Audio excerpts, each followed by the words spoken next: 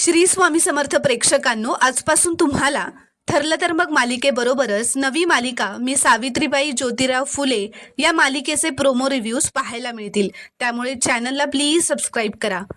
या कथेला सुरुवात होते जेव्हा सावित्रीबाई आणि ज्योतिराव फुले पुण्यावरून शिक्षण घेऊन पुन्हा त्यांच्या गावी परतलेले असतात।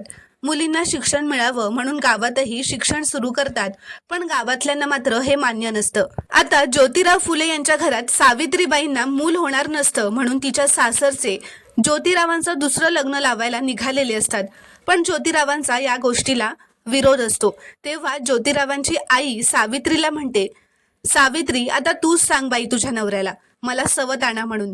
माझ्यातच दोष आहे, मीच तुमचा वंश वाढवू शकत नाही, तरच तुझा नवरा ऐकेल। तर आता हे ऐकून सावित्रीच्या डोळ्यात पाणी येतं, ती दुखावलेली जाते। तर पुढील भागात सावित्री ज्योतिरावांजवळ रागातच येते व म्हणते, माझ्या आयुष्याचा निर्णय घेण्याचा अधिकार तुम्हाला कोणी दिला?